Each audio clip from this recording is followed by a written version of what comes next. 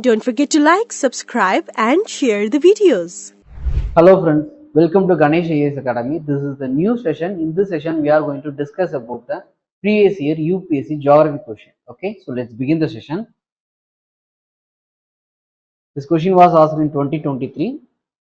So this question is actually about the nutrient availability in the soils of the equatorial region. Again, it is one of the purely the question from the NCERT.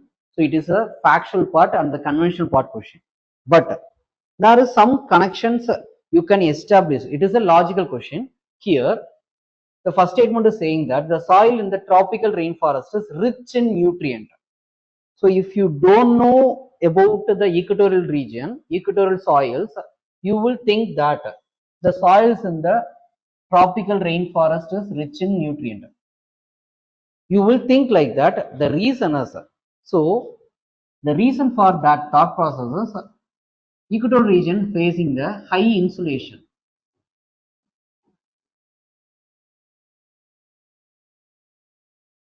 which means higher temperature, and also there is the availability of the 4 o'clock rainfall. Okay, so it is actually the convectional rainfall. So high temperature and the high rainfall, this both the thing is going to contribute for the growth of the fungi and the bacteria. These both things is going to do the decomposition process. So if there is the continuous decomposition is going to happen, means then the soil nutrient will be higher.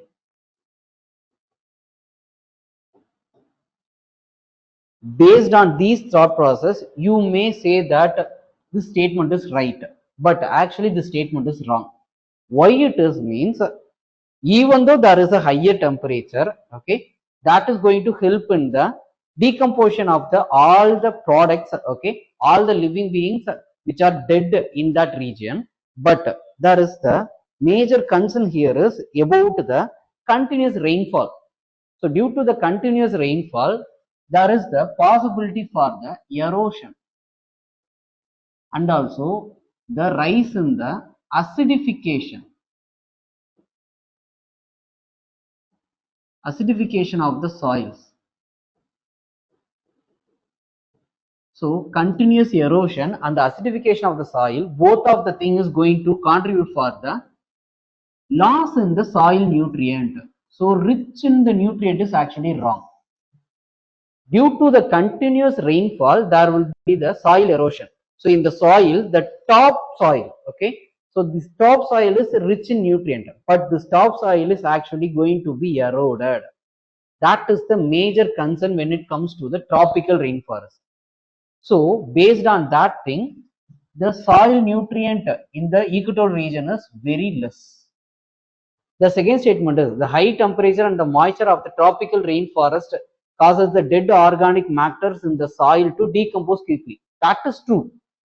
This is true, but at the same time, even though this is going to be true, the continuous rainfall is going to erode the topsoil.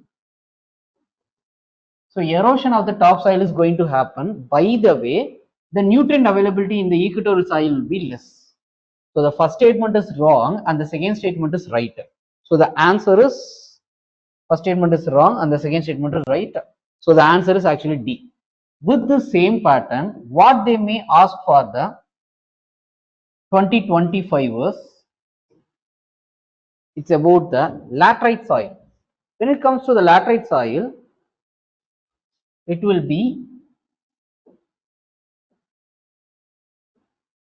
leaching of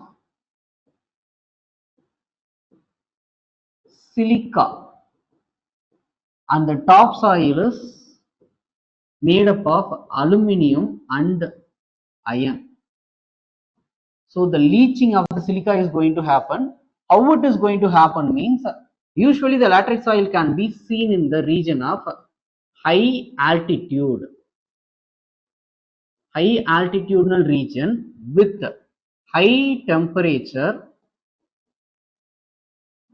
and high rainfall.